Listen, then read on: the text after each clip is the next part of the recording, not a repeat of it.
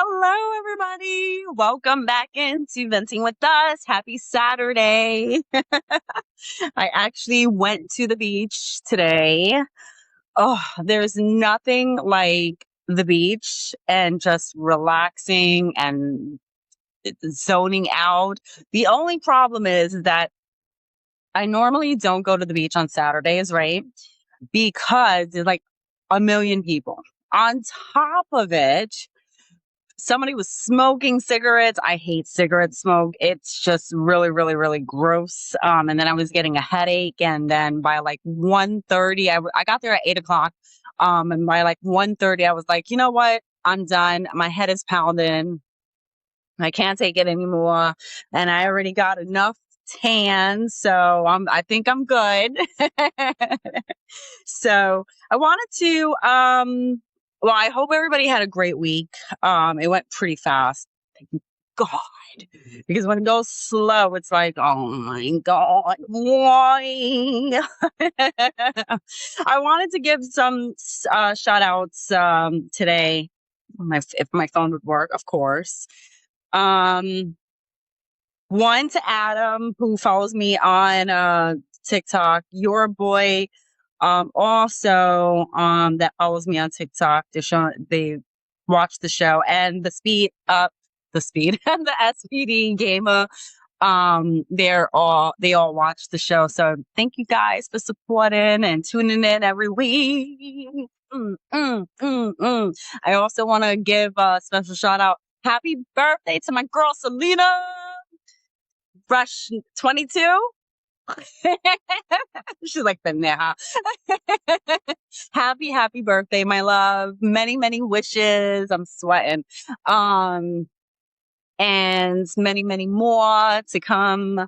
To my happy birthday also to my girlfriend Gabby, who had a birthday on Tuesday. My God, so many birthdays. And then August, I'm like full to the top with birthdays. I have a lot of August birthdays. Those Aquarius people, Aquarius and Gemini, they get along. So last week when we left off, I was letting you guys know that I was gonna get all the paperwork from the funeral home, and I was going to send out my letters out to Washington. So I just want to share with you a quick little draft of what I wrote up. I have to say, oh, by the way, I'm so sorry. Before I jump into this, happy birthday also to my grandmother. Rest in peace. I realized August 1st. Yeah, duh. It's also her birthday too. So even though she's not here with us, we can still celebrate. So happy birthday, grandma. But I realized last week when I was getting all the paperwork and whatnot. I think I told you guys I had spoken to a couple of the funeral homes, and these are ongoing cases with a lot of relatives. Unfortunately, getting involved in when a family member passes, it's a little crazy. And again, I was saying to you guys, if it's 1 year, 2 years, that's kind of norm. People fall out. It is a thing. Even with friendships, that happens. But when it's like 22 years, 23 years, that's where I'm having the difficulties.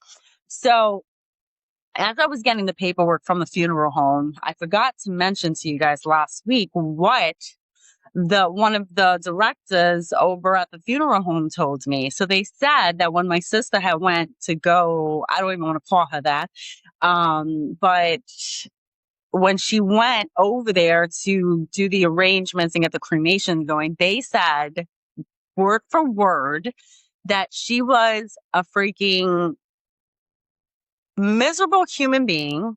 And I was like, oh my God. And you could tell that the girl was kind of like holding back. And I was like, listen, you can say it. She's a bitch. She was like, yeah, she was a complete bitch, but you could tell that she was completely miserable with her life.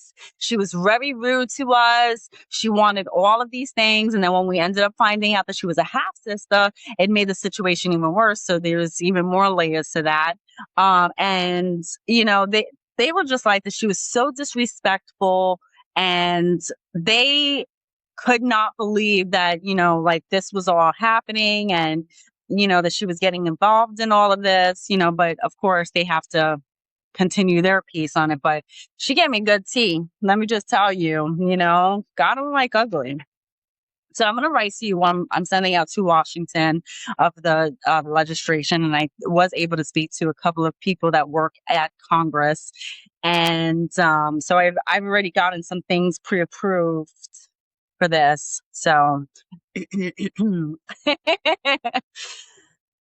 dear Senator, I am writing to respectfully request your support for legislation that protects families from situations in which relatives who have been absent from a person's life are given legal authority over funeral arrangements and decisions regarding a loved one's remains.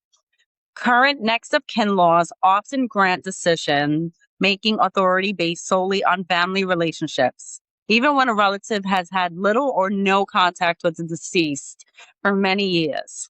This can create unnecessary conflict and allow individuals who did not participate in the person's life to influence decisions about burial, cremation, memorial services, and other final arrangements. I respectfully ask that you consider introducing a supporting legislation that, now I did create bullet points, so I'm gonna be like, A, B, C, one. One, gives priority to family members or loved ones who maintain continuous meaningful relationship with the deceased. Two, allows courts to consider evidence of long-term abandonment, estrangement, or failure to provide care or support when determining who has legal authority over final arrangements. Three, honors the documented wishes of the deceased whenever those wishes are known. Four, prevents absent relatives from delaying or interfering with funeral arrangements without good cause. And finally, establishes a fair and timely process for resolving disputes while respecting the dignity and wishes of the deceased. The purpose of this legislation is to ensure that final decisions are made by those who truly knew, loved, and cared for the deceased, rather than by relatives whose legal authority is based solely on blood relation despite years of absence. Thank you for your time and consideration of this important issue. I hope you will consider championing legislation that better protects grieving families and honors the wishes of those who passed away. Respectfully, Crystal Lopez. So I am submitting all of this. I was just getting a couple of more things together. I actually had to write a backstory, of course, of my mom's situation in the nursing home, and the amount of years that she had multiple sclerosis and her debilitating disease over the years and what she's went through.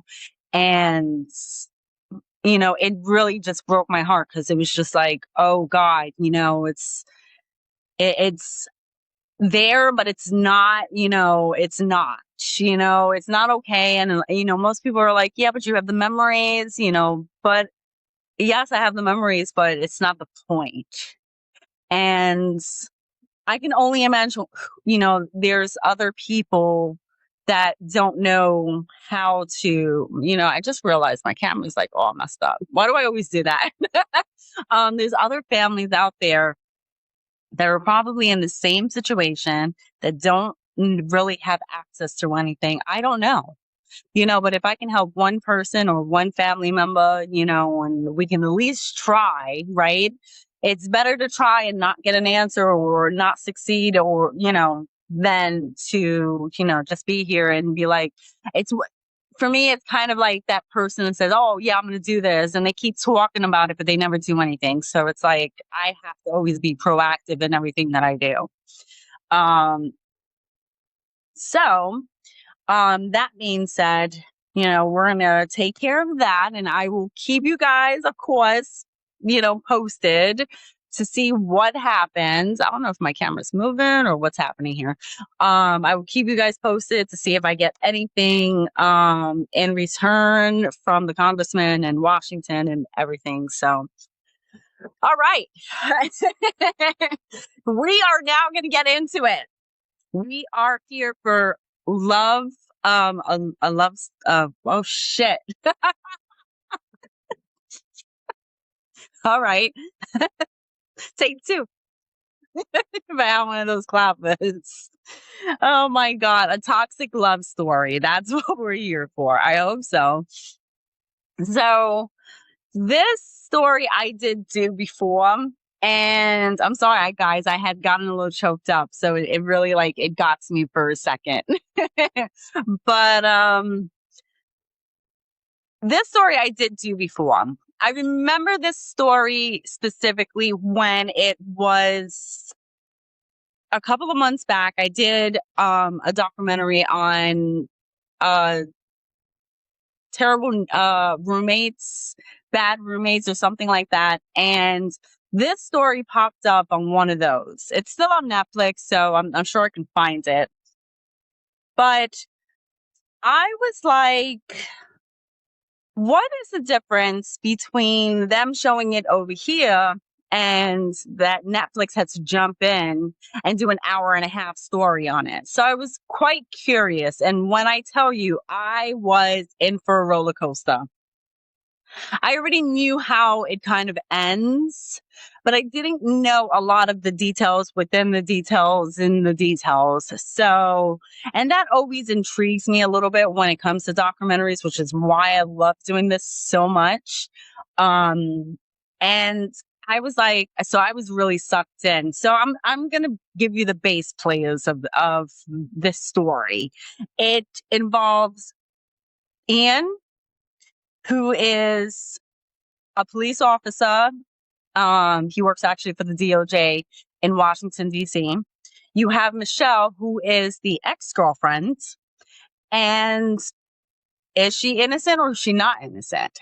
And then we have the new wife, Angela, who is married to Ian. So I'm going to start off with Michelle. Now, Michelle starts telling her story. She was very young, and at this time, online dating was like the thing to do. See, no, there's many reasons why I don't do online dating at all, why I don't approve of it. But she meets Ian on an app. They go to their first date. They go to Starbucks, or AKA Broke Bucks. And it's a relationship that is amazing, and they're having a great time. She really felt like Ian was just telling her everything that she wanted to hear. They were spending so much time together. They were happy. She really felt that this was the one. He was going to get, she was going to get married to this man. Now, with Michelle, what breaks my heart is that she grew up Mormon. So she didn't know much about relationships. So a lot of things were very new to her. So her eyes are kind of just like, oh my God, we're going on a date. Oh my God, he's doing this. Oh my God. It's kind of like love bombing in such a dramatic way for her. But she doesn't know what love bombing is. And as the relationship is, moving along, at one point in the relationship, Ian decides, hey, you know what? I can see a future with us, and I really want to spend the rest of my life with you. Why don't we purchase a condo? So at first, she does say, at first I was kind of like, but I figured I'm going to be with this man. We're going to spend the rest of our life together. Why not? It makes sense, especially with the direction that they were headed in. I can give her, points on that. I can see where she was coming from.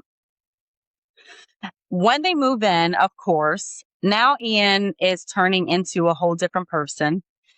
there's a little bit of obsessions that are now starting to come along and show more in the relationship. And as we all know, the more that you start to get comfortable in a relationship, the more you start to see the layers appear, because you can only hide layers but for so long, right? So I feel like I'm so sorry, guys. I feel like my camera is like moving and I have no idea why, what is happening today. So, um, she realizes that now Ian is talking about how he has these fantasies. And the fantasies are of, having a threesome and, having somebody come in and having sex with her and him watching. And she was very uncomfortable with this. She explains her personality and the type of person that she is and how she grew up as a really, really good girl. Like, never drank, never smoked, never did drugs, never did anything. Her, that just was not her lifestyle. Never went to parties. She was a Mormon. So there were certain things that she just never did. And Ian was kind of progressively every single day just stressing how he wants this. He wants, this to happen and, that this is his fantasy. So she figured, okay, if I agree to this, let it be like a one and done. Maybe this is something that you do in relationships. Maybe this is something that if I do it, then he'll stop talking about it. Who knows? So she agrees to do it, and he goes on Craigslist, out of all places to go.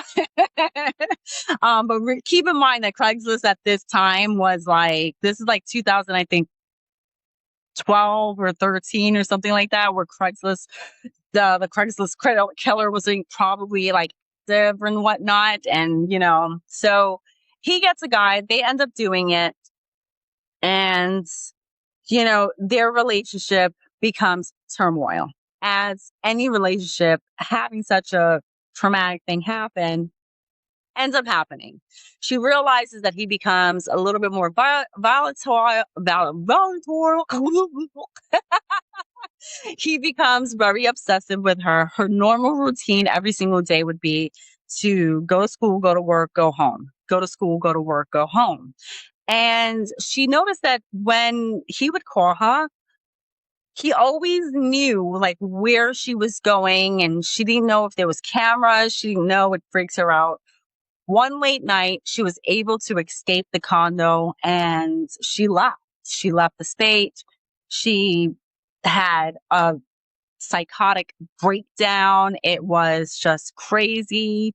She ends up sending him an email with about, Lilith and the Garden of Eve and all of these things. And this later on would be her downfall. Sometimes, ladies, like if you want to be like really angry, don't leave tracks. Don't leave tracks, ladies. Don't leave anything, no evidence or anything. So Ian goes back into his normal routine. He starts back on the dating apps and he meets Angela. Now, let me give you a little bit of the backstory of Angela. Angela is described by Ian and by her ex-boyfriend, who is actually in the documentary, how of an amazing, perfect person she was. They both had said the same thing. They could not have found someone more perfect to marry, to be with, to have a relationship with, to have a family with. Like, they could see just the perfection in Angela. Now, Angela was a psychotic bitch. Let me just tell you right now. Okay. She's a little. So when she was with her ex-partner before she got with Ian, and they show this all in the documentary, Angela, and I forgot what her ex's name is, but she ends up faking cancer She is one of these people that yearns for that love and attention and affection, and um kind of like, you have to be the popular kid, and maybe your lifestyle seems a lot better through exaggerations or through lies and what. And this is the type of person that Angela was. So, but the homegirl like took it to a whole nother level. Like, she took pictures off the internet, which now you can kind of like, reverse photos so you can actually see where the photos come from. But back then you couldn't do that, right?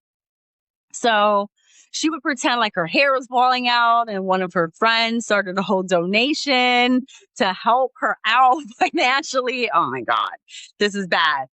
It was so bad that they all had an intervention to break up with Angela. Like, what the fuck? Like, if you're gonna break up with me, let's break up with me over the phone, maybe text message, which is what happens nowadays. But when you have an intervention to break up with me, and I swear to you, it was so funny because the boyfriend was like, "Hey, Angela, come in. Okay, I know you're lying about the cancer. I saw the photos. You got them off the website." She's like, "I do have cancer." He was like, "No, you don't." She had said she had a job, and she was like, I forgot what it was. I don't know if it was real estate or what. He was like, "I know you're not even working." And she was like, "Yes, I am." And I definitely was not. And all of it was like, "Okay, all right. If you have cancer, then show me the port." Now, when you have cancer, you can get a port if you can't get like injections and whatnot because of your blood veins. I only know this also because my grandfather had leukemia and he had pancreatic cancer, and that's what he passed away from. And he refused to get a port, but his veins were so thin that we were getting close of him having a port put in because the doctors were very concerned about his blood veins. So I knew exactly what she was talking about. And I was like, "Let me see the port. Let me see the port." She got her phone and everything, and she was just like, all right, show me. Come on." So Angela's like, she leaves. She runs out. She gets in a car. She leaves. She just takes off, and they were like, "Exactly, you're a horrible human being. How could you do this, Angela? How could you do that?" I'm like, "Oh my God, Karen, calm down. Like, I get it. Like, she lied." So shortly after that is when she meets Ian. They both meet also through this dating app. This dating app, I need to know. I wish I would have known what the dating app was because I want to warn people not to go on this dating app. Okay. Apparently, this dating app is hot like tamales, and you're going to meet some weird people on this app. So Ian meets Angela, and of course, they have this romantic love story, and they get married, which is crazy because it's like, I mean, a very short period of time where they're together and they get married.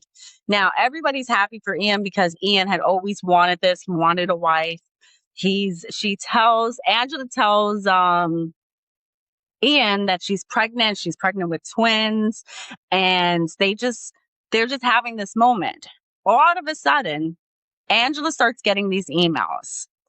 These are like harsh and threatening emails, and um, they start putting two and two together that these emails are coming from Lilith something, and it's Michelle. So now they're trying to build this case against Michelle.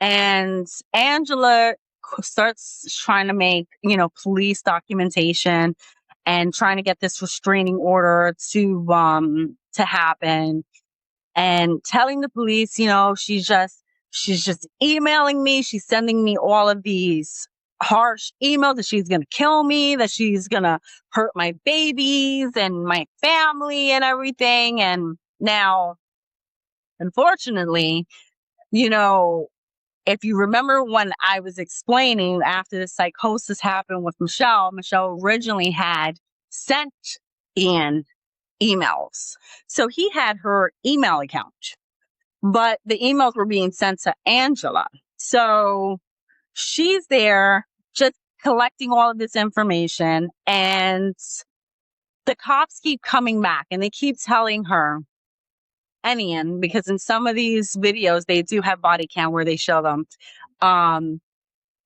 unfortunately the emails are not threatening enough where the restraining order is going to happen. Unfortunately it's a process. We got to keep, we just got to make sure that, we document everything. So Ian then, is listening to this, and he, all of a sudden now the emails get more aggressive. Oh, I'm going to have somebody come to your house. I'm going to kill you. And you don't even understand what's going to happen to you. So they're very confused of what's happening, because all of a sudden, like, they just got amped up out of nowhere, like overnight. Ian decides that he's going to go to work, and Angela is at home at this moment in time. She calls the cops. You see the cops coming to the house, and she's like, I've just been attacked, and I know it was Michelle. And you can see she's like, he slammed me against the wall. You could see where her makeup got smudged. He grabbed my neck, and he pulled me from behind and whatnot. And this guy is from Craigslist. They were like, what the fuck? So the police officer, he's like, okay, look, I actually have the restraining order. I can arrest Michelle. So they arrest Michelle, and Michelle's now thrown into jail. Michelle ends up serving about 3 months in jail when the cops finally find out that Angela's behind this, because all the emails were getting sent to Angela. But through IP and data and whatnot, they were showing that these could not have been, this couldn't have been Michelle. This was Angela. So Ian, at one point during this time, finds out that Angela lied about the babies. She took a picture off the internet of ultrasounds that showed twins, but those twins were not really inside of her. I know. I was like, what the fuck? So Angela ends up getting arrested, and she ends up serving, I think it's 5 months in jail for fraud and for harassment and all of these things. And she pleads guilty. She could have served more time, but because she pled guilty, she got a lesser charge. So during this time, nothing is happening. Everything's quiet. And, he volunteers to give the information to the cops because they want to know more. They're like, this just doesn't make sense. He's like, I think Angela was behind the whole time. When I found out about the babies, that was like the most heart-wrenching thing. And you kind of feel bad for him. You're like, yeah, Angela's really fucked up, like she took a whole picture, but my thing is that how long were you going to go? Were you going to then have to abort the babies? Like, what was going to happen? So that would have been a whole nother spin to this whole story. So the police, the Anaheim Police Department, they're like, you know what? This story is it needs to be looked more into. So they start digging into this story, and they end up finding out that, yes, Angela had been a part of it, but it turns out that Ian was actually the mastermind and the manipulator through the whole entire thing, all because Michelle left him. And he was trying to get revenge back on her. Like, you gotta be freaking like psycho in order to create this whole entire illusion and like world just because someone breaks up with you, like now I'm gonna get her. It's like, are you insane? So they figured out through IP addresses because he slipped and messed up. When he did the Craigslist thing, they were able to find the actual guy that he hired from Craigslist. Don't fuck around with Craigslist, who came to attack Angela. So they looked at his drive, and his drive matched Ian's drive. And that's how they were able to pinpoint everything. They were like, wait a minute, what a fucking plot twist. Like, you could even make, like, if you told me this story, I would not believe this story, but it actually did happen. So if you guys want to watch A Toxic Love Story, it's on Netflix right now. I highly recommend you. It's an hour and a half. And next week, we are going to deep dive not into another documentary, but there's something fun that I want to do. And I have to figure it out first, so I don't want to spoil it too much just in case if it doesn't work out. But I hope what I'm thinking and I'm like spinning in this little crazy brain of mine works out. So stay tuned. And thank you guys again. I love you guys so much. Have a great weekend. Bye.